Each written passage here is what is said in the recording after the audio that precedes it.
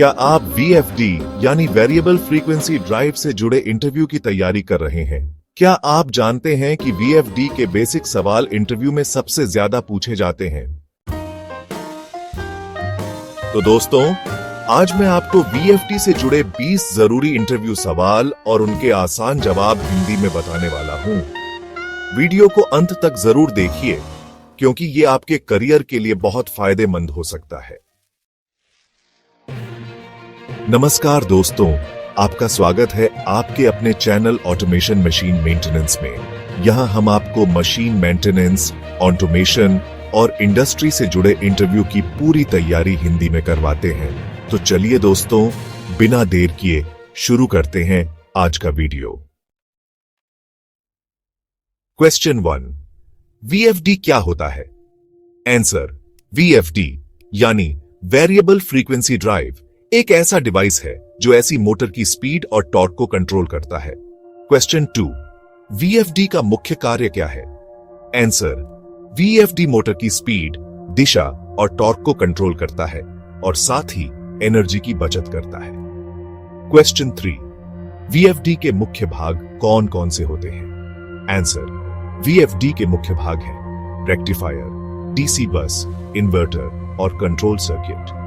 Question 4, VFD में input और output क्या होता है? आंसर, VFD में इनपुट ऐसी सप्लाई होती है और आउटपुट वेरिएबल फ्रीक्वेंसी और वेरिएबल वोल्टेज होती है जो मोटर को दी जाती है।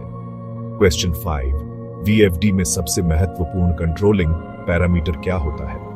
आंसर, VFD में सबसे महत्वपूर्ण कंट्रोलिंग पैरामीटर फ्रीक्वेंसी होती है जिससे मोटर की स्पीड कंट्रोल होती है। क्वेश्चन 6, VFD मोटर की स्पीड कैसे बदलता है? आंसर, VFD मोटर की स्पीड को फ्रीक्वेंसी बदलकर कंट्रोल करता है, क्योंकि मोटर की स्पीड का फॉर्मूला है N बराबर 120 गुना frequency divided by poles. VFD के फायदे क्या हैं? VFD से एनर्जी की बचत होती है, मोटर की लाइफ बढ़ती है, स्मूथ स्टार्ट स्टॉप मिलता है और ओवरलोड प्रोटेक्शन भी मिलता है।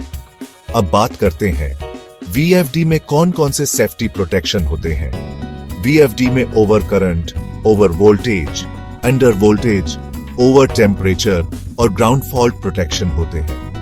रैंप अप और रैंप डाउन क्या होते हैं?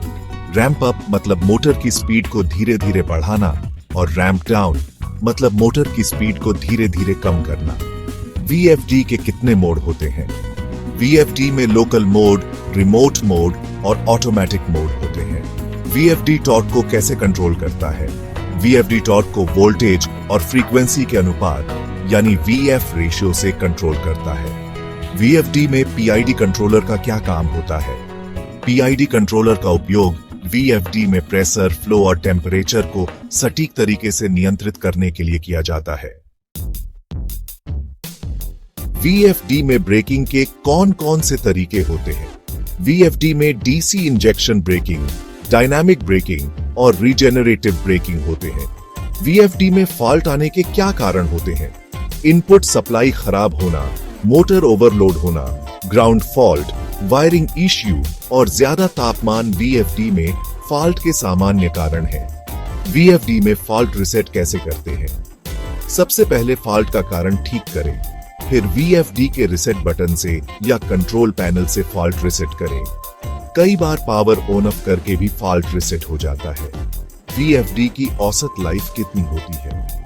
अगर सही मेंटेनेंस किया जाए तो VFD की औसत लाइफ 10 से 15 साल होती है। VFD में पैरामीटर सेटिंग कैसे की जाती है?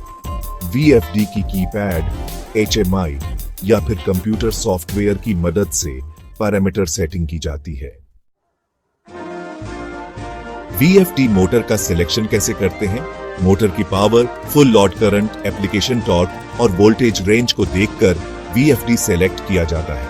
VFD DOL स्टार्टिंग से बेहतर क्यों है? VFD स्मूथ स्टार्ट देता है, जबकि DOL स्टार्टिंग में मोटर को झटका लगता है। VFD से एनर्जी सेविंग भी होती है। VFD के मेंटेनेंस में क्या-क्या चेक करना चाहिए? VFD में voltage, current, fault logs, cooling fan, ventilation, connection tightness और वायरिंग इंसुलेशन चेक करना चाहिए। अगर आपको ये वीडियो अच्छा लगा हो तो प्लीज लाइक कीजिए, अपने दोस्तों के साथ शेयर कीजिए और चैनल ऑटोमेशन मशीन मेंटेनेंस को सब्सक्राइब करना ना भूलिए। अगर आपका कोई सवाल है तो कमेंट सेक्शन में जरूर लिखें। मिलते हैं अगली वीडियो में। धन्यवाद।